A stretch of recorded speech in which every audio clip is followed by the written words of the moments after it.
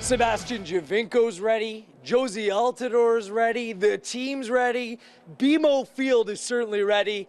Are you ready? Toronto match day finally here, the second leg of the Eastern Conference Championship against the Columbus Crew. This is a special playoff edition of TFC HQ presented by Kia, and I am Gareth Wheeler. November 30th, 2016, we're almost a year to the day of Toronto FC's signature match in their club history. A dramatic, a thrilling, a come-from-behind 5-2 victory in extra time over their rival, the Montreal Impact, to punch their ticket to MLS Cup final. It was such a memorable night, from the rain, playing under the lights, the electric energy of the crowd, and the goals. Oh, the goals. Altidore scoring. You remember Nick Hagelin rising above. The celebrations in extra time when Benoit Cheroux and Tosin Ricketts found the back of the net to punch their ticket.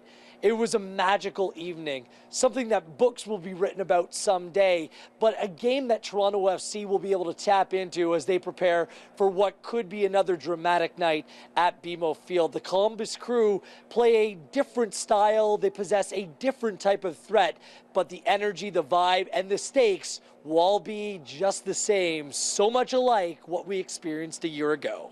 I think on that night, the atmosphere inside the stadium, ultimately, it felt like there was only one team that could ever win.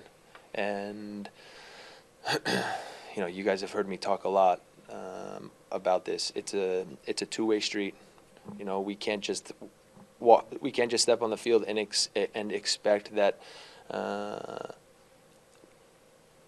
the fans are going to give that to us. We've got to play in an aggressive way. We've got to go after things so that they feel our energy and our fearlessness and our commitment right from the beginning. One of our goals as a team was, no matter what happens, is to be able to play the last game in BMO in front of our fans, have the support behind us, pushing us forward. And that was one of the things that we accomplished, as you mentioned, by winning the Shield. But other teams could accomplish that. I mean, Columbus could accomplish that. If they happen to get something tomorrow, they would be playing the last game at home. So, but by virtue of us having this game at home, it's right where we want it.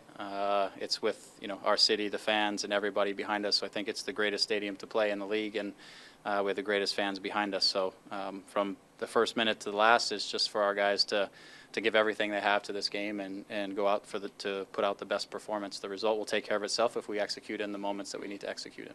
The mission is simple: win and they're in. Never mind any other result. It doesn't matter for Toronto FC at this point. They expect to score goals and come away with a victory. And if they do win, then they will go back to the MLS Cup final. And this is a position which is the ultimate perk of winning the Supporters' Shield, being able to play your final game at home no matter what. It's a place over the course of the MLS regular season where TFC had the best home record on the year, 13 wins, 3 ties, and just 1 solitary loss. So they're feeling confident coming back, playing in a familiar environment where they'll know the conditions and the crowd will be on their side.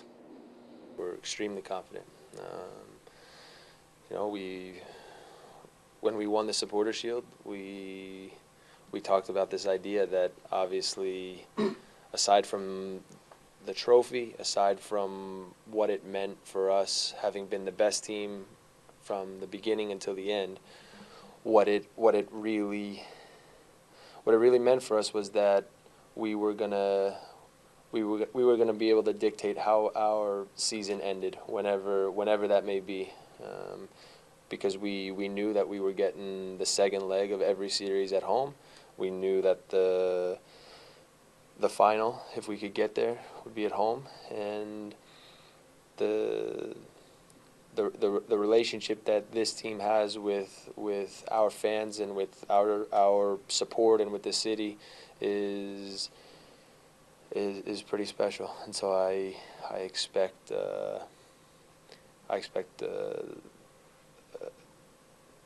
an incredible atmosphere tomorrow night.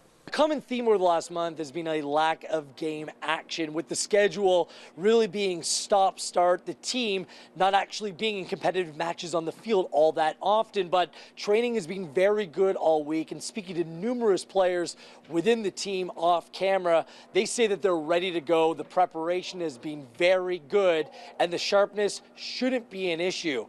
But it has been something that has tested the mindset, the mentality of these players, and it will really come to show once the whistle blows on Wednesday night how the team will respond after yet another 8 days off.